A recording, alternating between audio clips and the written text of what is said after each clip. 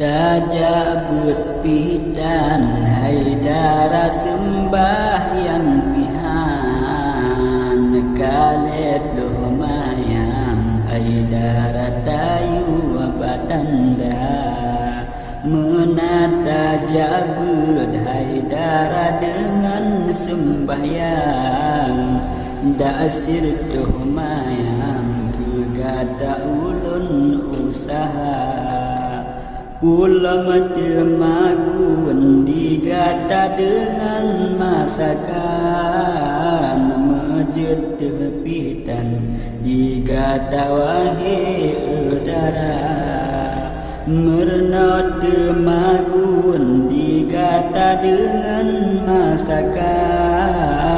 Nyana baru mapan untuk merumah tangga Rupa dari Haidara gebile Tuhan Geyu sembahyang letanya puja Rabbana Benata jabut ura atawangun malam Supaya mapan digata ilmu agama Be'abih masa Haidara dengan pacaran Godaan syaitan dah hindar guna Gatana pangkat Haidara dengan jabatan Yang lebih mapan guna ilmu agama Hanjidat temagun Haidara dengan masakan Besalah agam Singa ahji tinggai kata Bahkan ditinggai Haidara gata diakan Lagi maafan Mantum masakan digata Dumana ke pangkat Haidara dengan jabatan Rukun sembahyang dah jauh padum perkara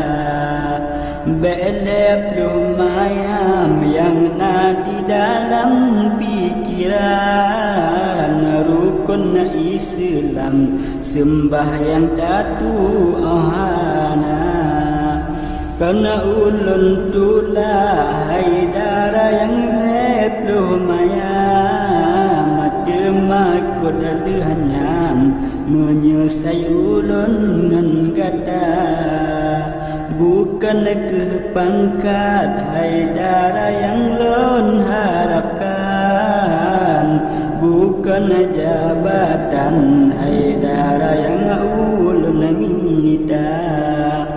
Yang ulun damba bagata wahai intan Dengan sembahyang mafhum ilmu agama Supaya mapan Haidara pernikahan Gedanya aman tentram dalam rumah tangga Dan lagi Haidara yang ulun sayang Kan maksud lun tuan untuk berbeda-beda Tapi nyohaba Haidara karang lun